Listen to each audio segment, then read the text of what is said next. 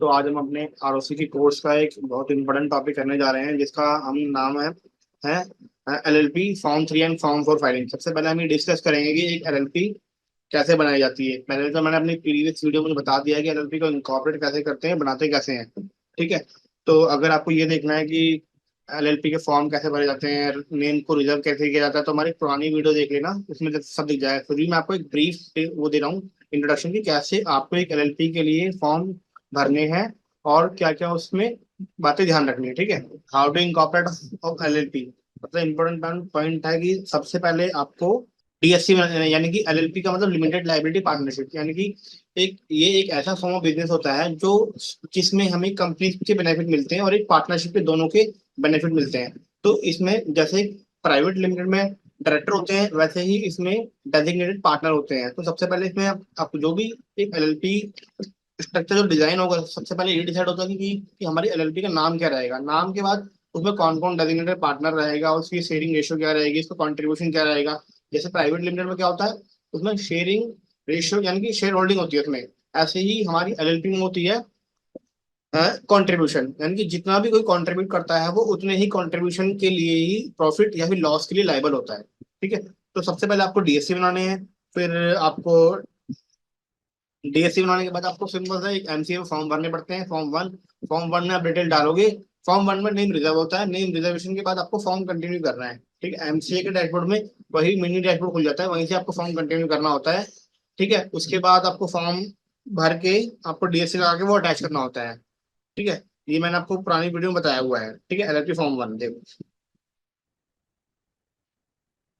इस तरह से आपको पूरा फॉर्म भरना होता है। ठीक है। ये सब मैंने बता रखा है पहले कि कैसे कैसे फॉर्म भरना है। एलएलपी को इनकॉर्पोरेट करने के लिए किसी एक प्रोफेशनल के साइन की जरूरत होती है जो इसको सर्टिफाइड करता है। ठीक है। अब आपने यहाँ तो हमने डिस्कस कर लिया कि एक एलएलपी बन गई। अब एक एलएलपी बनने के बाद ना हमें जो एलएलपी बनने के इंस्टेंट बाद हमें कुछ कंप्लाइंस करने होते हैं। सबसे पहला कंप्लाइंस होता है form 3 and form 4। Form 3 and form 4, ये फॉर्म 4 वो होता है कि जब आप एलएलपी के एग्रीमेंट में कुछ भी चेंजेस करेंगे, जब आप मतलब कि फॉर्म 4 पर्पज देखो। पहले हम फॉर्म 3 देखते हैं कि फॉर्म 3 क्या, फॉर्म 3 क्यों भरना चाहिए। Form 3 purpose for form 3, it is filed for information which is regarding agreement, and the form must be filed within the 13 days from the incorporation. ठीक है। इनकॉर्पोरेशन के 30 दिन के अंदर अंदर भरना है हमें। ये ध्यान रखने वाली चीज है, इसमें लोग भूल जाते हैं और उसमें पेनल्टी लगती है हमें। 30 दिन के अंदर आपको फॉर्म भरना होता है। ठीक है। Of LLP within the 13 days from the date of amendment of agreement. अगर आपने एलएलपी के एग्रीमेंट में कुछ चेंजेस किए हैं, उन चेंजेस को करने के बाद 30 दिन के अंदर अंदर आपको फॉर्म 3 और फॉर्म 4 लिंक्ड फॉर्म होते हैं। जब आप एक एग्रीमेंट में चेंजेस करते हैं तो आपको दोनों फॉर्म 3 एंड फॉर्म 4 लिंक्ड भरने पड़ते हैं। ठीक है। दोनों को सेपरेट भी भर सकते हैं और अलग अलग भी भर सकते हैं। बट जो इनिशियल जो स्टेप होता है एलएलबी बनने के बाद, उसमें हम हमें सबसे पहला विद इन 13 डेज हमको एक फॉर्म 3 फाइल करना है। फॉर्म 3 में हमें ये बताना होता है कि हमने एक एग्रीमेंट एग्जीक्यूट किया है and between the partners, and हमारे एग्रीमेंट की कंडीशन ये हैं और हमारे जो पार्टनर्स हैं, डेजिग्नेटेड पार्टनर की डीपी, उनके बीच में शेयर होल्डिंग रेशियो ये है। मतलब हमें पूरा अपना एग्रीमेंट डिफाइन करना पड़ता है मिनिस्ट्री को कि हमने एग्रीमेंट एग्जीक्यूट किया है, इस डेट को एग्जीक्यूट किया है। ठीक है। तो फिर फॉर्म 3 फाइल करने के बाद आपको वो इसमें एक प्रोफेशनल के साइन लगा के और एक डीपी के साइन लगा के इसको अपलोड करना होता है पोर्टल पे। अभी एक्चुअली पोर्टल थोड़ा स्लो चल रहा है, उसमें दिक्कत आ रही है, नहीं तो मैं आपको लॉगिन करके दिखाता। तो नेक्स्ट क्लास में मैं दिखाऊंगा कि कैसे इसको भरना है। ठीक है। अभी हम पूरा थ्योरी डिस्कस कर रहे हैं। ठीक है।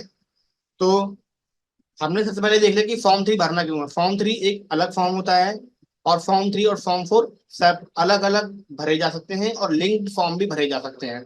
बट एलएलपी बनने के बाद हमें फॉर्म 3 एक सेपरेट फाइल करना होता है with in 13 days from the incorporation of LLP. ठीक है। And the agreement is modified when there is a change in business activity, partners contribution and terms and conditions like duties, rights and partners. अब जो form 3 है उसकी उसकी जरूरत क्यों होती है। फॉर्म 3 जब भी भरना है आपको, जब भी आपको एलएलपी के एग्रीमेंट में कुछ चेंजेस हो रहे हैं, जैसे कि बिजनेस की एक्टिविटीज चेंज हो रही है, पार्टनर्स का एडमिशन हो रहा है, रिटायरमेंट हो रहा है, पार्टनर का सिटीजन हो रहा है, या पार्टनर्स की डेथ हो रही है, या पार्टनर्स की कुछ ड्यूटीज चेंज हो रही है, पार्टनर्स के राइट चेंज हो रहे हैं, पार्टनर्स की कंट्रीब्यूशन परसेंटेज चेंज हो रहा है, कुछ भी चेंजेस हो रहा है तो आपको फॉर्म 3 भरना है। ठीक है। उसके बाद फॉर्म थ्री का सिंपल सा मतलब ये है कि आपको पहले एक सेपरेट अलग फॉर्म भरना है एलएलपी बनने के 30 दिन के अंदर अंदर। ठीक है। और दूसरी बात ये है कि फॉर्म 3 इस कंडीशन के अलावा कब भरा जाएगा, फॉर्म 3 इस कंडीशन के अलावा जब भरा जाएगा जब भी आपकी एग्रीमेंट में बिजनेस एक्टिविटीज, पार्टनर्स का कंट्रीब्यूशन, पार्टनर्स का नेम या पार्टनर्स का एडमिशन, सिटीजन, पार्टनर्स का डेथ या पार्टनर्स की ड्यूटीज एंड राइट चेंज हो रहे हैं, पार्टनर का कंट्रीब्यूशन चेंज, कुछ भी चेंजेस हो रहा है तो उसके बाद वो दूसरी कंडीशन है। पर दूसरी कंडीशन में फॉर्म 4 लिंक जाएगा। ठीक है। अब ये हम फॉर्म 4 बोलता है कि every appointment decision and change in the name address designation of DP partner designated partner partner file form 4 form 3 and form 4 shall be file link form when there is appointment and decision designated partner और partner. देखो, designated partner और partner both are different. ठीक है। देखो, designated partner का वो मतलब होता है जो उसमें एक्टिव होता है, यानी कि जो पार्टनर्स के दो टाइप होते हैं, एक डेजिग्नेटेड पार्टनर, एक normal partner. Normal partner DP नहीं हो सकता। ठीक है। तो नॉर्मल पार्टनर जो होगा ना उसकी डिटेल आपको मिनिस्ट्री के यानी कि एमसी पोर्टल पर शो नहीं होगी। बट जो डेजिग्नेटेड पार्टनर होगा ना उसको डिन नंबर अलॉट होगा और उसकी डिटेल एमसी पर शो होगी। यानी कि नॉर्मल पार्टनर को आप स्लीपिंग पार्टनर बोल सकते हो। ठीक है। उसके बाद क्या है, only form 4 shall be filed when there is change in designation और change in nominee of the designated partner. यानी कि अगर कोई पार्टनर्स की डेजिग्नेशन चेंज हो रहा है, यानी कि कोई डीपी हट के कोई एक नॉर्मल पार्टनर बन रहा है या उसका कोई नॉमिनी चेंज हो रहा है तो सिर्फ ओनली फॉर्म 4 भर सकते हो आप, सिर्फ फॉर्म 4। ठीक है। मैंने आपको दो चीज बता दी, फॉर्म 3 एंड फॉर्म 4। फॉर्म 3 एक सेपरेट फॉर्म भरना होता है एलएलपी के बनने के 30 दिन के अंदर अंदर, और ये एक सेपरेट फॉर्म जाएगा। ये एक मैंडेटरी कंप्लायंस है। इसके ऊपर लेट फीस है बहुत हैवी, और जो आप लेट फीस जितना डिले करेंगे उतना मल्टीपल में बढ़ती जाएगी, वो भी बताऊंगा कि लेट फीस कितनी कितनी लगेगी। ठीक है। और दूसरा पॉइंट ये होता है कि जब भी कुछ एग्रीमेंट में कुछ चेंजेस हो रहे हैं, यानी कि ड्यूटीज और बिजनेस की एक्टिविटीज, पार्टनर्स की शेयर होल्डिंग रेशियो यानी कि कंट्रीब्यूशन और टर्म्स एंड कंडीशन कुछ भी चेंजेस हो रही है तो तब भी हमारा फॉर्म 3 जाएगा। वो एक दूसरी कंडीशन है। दूसरी कंडीशन में फॉर्म 3 और फॉर्म 4 लिंक फॉर्म जाएंगे, और फॉर्म 4 एक सेपरेट उस कंडीशन में जाएगा जब एक पार्टनर्स की सिर्फ डेजिग्नेशन और या नॉमिनी चेंज हो रहा है जब। ठीक है। अब यहाँ पर आगे, अब देखो क्या है ना कि एक जो एलएलपी है ना वो एलएलपी की एक स्मॉल एलएलपी होती है। स्मॉल एलएलपी के ऊपर ही सारे प्रोविजन एप्लीकेबल होते हैं। तो हम एक, what is a small LLP, ये बहुत इंपॉर्टेंट पॉइंट है। What is a small LLP? Small LLP की डेफिनेशन क्या है? Small LLP, the LLP information that from the way the, एक ऐसी एलएलपी जिसका contribution from the partner up to 25 lakh, और मिनिस्ट्री में भी increase it up to the 5 crore rupees. ठीक है। And turnover for the preceding financial year is up to 40 lakh, and the ministry can be increase to 50 crore. यानी कि एक small LLP वो LLP होती है जिसकी कंट्रीब्यूशन जो होता है वो 25 लाख तक होता है, बट मिनिस्ट्री इसको बढ़ा के 5 करोड़ तक कर सकती है। और जो स्मॉल एलएलपी की जो टर्नओवर होती है वो पिछले फाइनेंशियल ईयर में 40 लाख होनी चाहिए, और इस 40 लाख को मिनिस्ट्री यानी कि गवर्नमेंट बढ़ा के इसको 50 करोड़ तक कर सकती है। 50 करोड़ कर सकती है अगर आपने फॉर्म 3 और फॉर्म 4 फाइल करने में डिले किया। ठीक है। नॉर्मल फीस, तो यानी कि जो नॉर्मल फीस आपको पे करनी ही पड़ेगी, यानी कि अगर आपकी जो कंट्रीब्यूशन है वो 1 लाख तक है तो आपकी जो नॉर्मल फीस जाएगी 50 रुपये जाएगी, यानी कि मैंडेटरी है ये। तो आप फॉर्म डिले करो या टाइम से पहले भरो, ये तो आपको पे करनी ही पड़ेगी। ठीक है। 50 रुपये। अगर आपकी जो कंट्रीब्यूशन है वो 1 लाख से लेकर 5 लाख तक है तो वो 100 रुपये है। अगर आपकी जो कंट्रीब्यूशन है वो 5 लाख से ऊपर 10 लाख तक है तो आपका जो 150 रुपये जाएगा नॉर्मल फीस, यानी कि ये तो मैंडेटरी है। मैंडेटरी है। ठीक है। और मोर देन 10 लाख से लेके 25 लाख तक है तो 200 रुपये, और मोर देन 25 लाख से लेके 1 करोड़ तक है तो 400 रुपये, और 1 करोड़ से ज्यादा है तो 600 रुपये जी जाएंगे। ठीक है। ये नॉर्मल फीस है, ये तो मैंडेटरी पे होगी ही होगी। अलॉन्ग विद दिस, अगर if you delay the form filing तो you have to pay the additional fees. ठीक है, normal fees for form four, ये जो मैंने बताई है, ये फॉर्म फोर की फीस है, form three sorry form three की फीस है। और फॉर्म फोर स्मॉल एलएलपी के लिए जाएगी 50 रुपए, और अदर देन स्मॉल एलएलपी के लिए जाएगी 150 रुपए। स्मॉल एलएलपी की डेफिनेशन क्या है, जिसमें कंट्रीब्यूशन 40 लाख, सॉरी 25 लाख, और टर्नओवर है इसकी 40 लाख। इसको बढ़ा के गवर्नमेंट 5 करोड़ कर सकती है, 5 CR कर सकती है, और इसको बढ़ा के 15 CR कर सकती है। बट अभी के लिए जो हमारे लिए एप्लीकेबल है वो है हमारे लिए 25 लाख। 25 लाख और 40 लाख अभी के लिए, ये मान के चलो आप।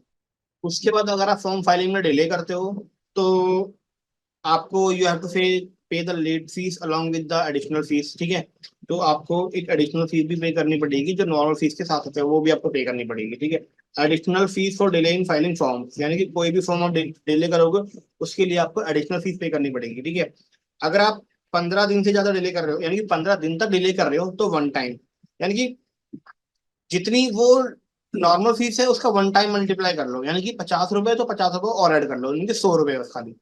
ठीक है, स्मॉल एलएलपी, ये अदर देन स्मॉल एलएलपी। ठीक है, अभी हम स्मॉल एलएलपी डिस्कस करेंगे। ठीक है, तो अगर आपने फॉर्म फाइलिंग में डिले किया है, 15 दिन से ज्यादा किया है और 30 दिन तक डिले किया है, तो टू टाइम हो जाएगा, यानी कि जितनी आपकी नॉर्मल फीस है उसके साथ 2 टाइम और आपकी एडिशनल फीस लगेगी, यानी कि 50 रुपए है, तो 50 रुपए तो जाएगी जाएगी, 50 रुपए के साथ 2 टाइम हो, यानी कि 100 रुपए प्लस 50, यानी कि 150 रुपए जाएंगे आपकी टोटल फीस, अगर आप 30 दिन तक डिले करते हो तो। ठीक है,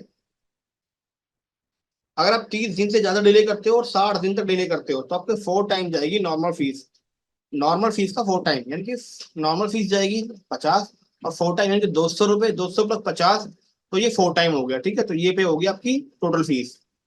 अगर आप 60 दिन से ज्यादा ज्यादा डिले करते हो, 90 दिन से कम करते हो, तो 6 टाइम, यानी कि उसके बाद आप 50 को डालो, और 50 को 6 से मल्टीप्लाई करके 300, और प्लस 50, 350 रुपये होगा। ठीक है, अगर आप मोर देन 90 दिन से ज्यादा डिले करते हो और 180 दिन तक डिले करते हो, तो 10 टाइम, 50 रुपये प्लस 50 का 10 टाइम, वो आपको टोटल पे होगा। ऐसे ही ये अदर देन स्मॉल में ये जो लिमिट है वो डबल हो जाती है, जैसे कि 2 का 4 हो जाएगा, टू टाइम का 4 टाइम हो जाएगा, 4 टाइम का 8 टाइम हो जाएगा, और 6 टाइम का 12 टाइम हो जाएगा, और 10 टाइम का 20 टाइम हो जाएगा।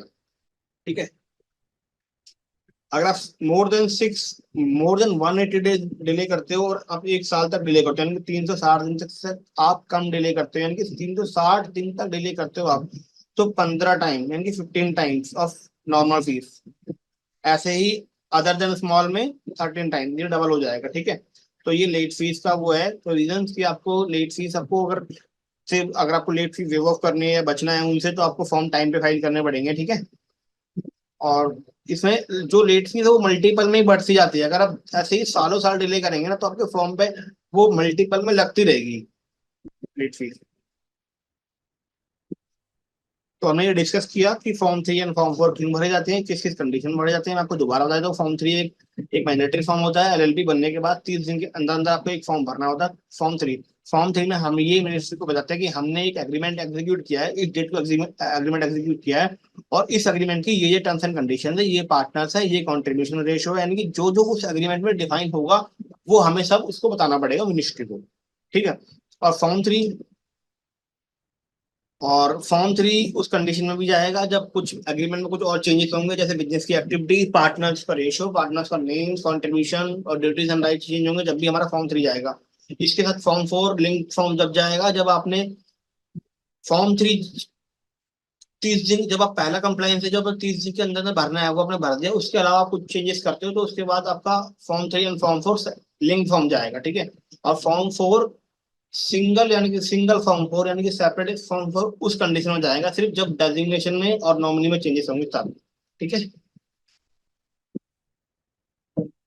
और ये मैंने बता दिया। अब आपको पता क्या करना है, अब आपको एलएलपी जो होती है ना, जब आप एलएलपी के लिए फॉर्म थ्री भरने जाओगे ना, तो ये ध्यान रखना कि आपकी जो एलएलपी है ना, वो फुल्ली नोटराइज, फुल्ली साइन होनी चाहिए, यानी कि पूरी पूरी प्योर एलएलपी होनी चाहिए। ये नहीं कि आपने साइन अटैच कर लिए इधर से उधर से, और वो स्टैंपिंग पे नहीं करी और स्टैंप ड्यूटी पे नहीं करी और आपने उसको अपलोड कर दिया, तो ऐसे वो गलत है, वो अप्रूव भी नहीं होगा, ठीक है। तो आपको जो एलएलपी बनानी है वो प्रॉपर, जैसे कि जैसे कि आपको 1000 की स्टैंप ड्यूटी पे करनी है, ये stamp duty state wise state very करती है। तो इसमें हर एक स्टेट का अलग अलग होता है, जैसे कि दिल्ली में 100 रुपीज, सॉरी 1000 रुपीज होती है, तो 1000 की आपको स्टैंप ड्यूटी पे करके उसमें स्टैम्प पेपर लगा के आपको एलएलपी को स्टैम्प करवानी है, हर एक पेज पे नोटरी करवानी है, और आपको हर पार्टनर के साइन होने चाहिए इसके ऊपर, आपकी एलएलपी के ऊपर, ठीक है। और नीचे विटनेस के साइन भी होने चाहिए, और पूरी प्रॉपर आपकी एलएलपी एग्रीमेंट बना हुआ होना चाहिए। उसके बाद आपको ऐसा इस तरीके से एग्रीमेंट बना के साइन करके प्रॉपर स्टैम्प स्टैम्प लगा के पार्टनर्स की डीडी की स्टैम्प वगैरह लगा के आपको अपलोड कर देनी है वहां पे, पोर्टल पे।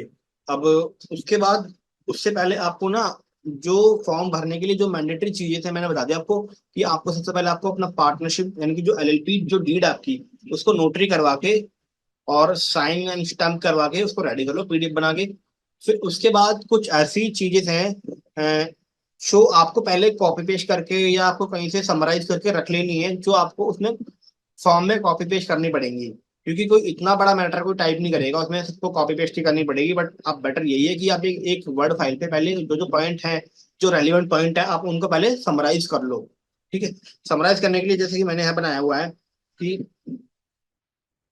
देखो, इसमें आपको जब जब आप जब आप अपनी एलएलपी का फॉर्म खोलोगे ना, फॉर्म 3, उसमें आपको सिंपल सा आपको एलएलपी का वो नंबर डालना है, सीरियल नंबर, वो अपने आप उठा लेगा डिटेल। फिर आपको 6 पॉइंट से आपको डिटेल डालनी स्टार्ट करनी है, ड्यूटीज ऑफ द पार्टनर, जैसे कि मैंने इसको समराइज किया है। आप कॉपी पेस्ट भी कर सकते हो, कॉपी पेस्ट करना is not a good thing, तो आप इसको समराइज भी कर सकते हो, ठीक है।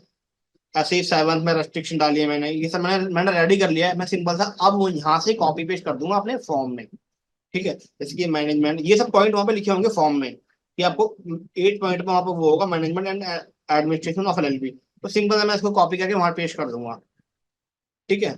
ऐसे ही ये सारे पॉइंट उस फॉर्म में होंगे जब भी मैंने यहाँ लिखे हैं कॉपी, मैंने ये पॉइंट मैंने वहां से उठाए फॉर्म से, ताकि आपको दिक्कत ना आए। आप बी वाले पॉइंट में आपको यही मैटर डालना है, ठीक है। ऐसे ही 9 से स्टार्ट करनी है, इंडेमनिटी बॉन्ड, इंडेमनिटी क्लॉज क्या है, तो ये मैंने एलएलपी से एग्रीमेंट छोड़ा, आप अपने एग्रीमेंट से भी उठा सकते हो, वैसे कोई इशू नहीं है, क्योंकि एग्रीमेंट जो एलएलपी का एग्रीमेंट भी है वो एज पर प्रोविजन ही बना होता है, ठीक है। अब details and agreement relating to the admission of new partner, की नया पार्टनर कैसे आएगा, उसकी एडमिशन कैसे होगी, उसकी शेयरिंग रेशो क्या होगी, वो सब डिफाइन होता है एग्रीमेंट में, तो मैंने एग्रीमेंट उठा लिया है, तो ठीक है। अभी रिटायरमेंट, पार्टनर कैसे रिटायर होगा, क्या कंडीशंस होंगी, ये सीजन होगा। और एक्सक्लूजन, एक्सक्लूजन का मतलब ये है कि जब कोई partner and partner will be found the guilty and while the carrying of the business activity, यानी कि कोई बिजनेस एक्टिविटीज में कोई कोई चीटिंग कर रहा है या कोई बिजनेस के साथ चीट कर रहा है, तो उसको एक्सक्लूज को बाहर कैसे करेंगे, ठीक है। तो उसके लिए भी प्रोविजन होनी चाहिए। Resignation clause relating to resolution of dispute, यानी कि अगर पार्टनर्स के बीच में या एलएलपी और पार्टनर्स के बीच में कोई डिस्प्यूट क्रिएट हुआ, तो उस डिस्प्यूट को हम कहाँ पे वो करेंगे, यानी कि शॉर्ट आउट करेंगे, कैसे कैसे कैसे उसको शट आउट करेंगे, यानी कि उसमें क्या होता है, उसमें आर्बिट्रेशन अपॉइंट होती है, उसके साथ उसके बाद मैटर जाता है, वो उसको रिजॉल्व करती है, तो उसके सारे प्रोविजन होते हैं, ठीक है। अब पार्टनर्स के बीच में और एलएलपी के बीच में कोई डिस्प्यूट हो तो वो कहाँ जाएंगे, उसके लिए भी हमें आर्बिट्रेटर अपॉइंट करना पड़ता है, ठीक है।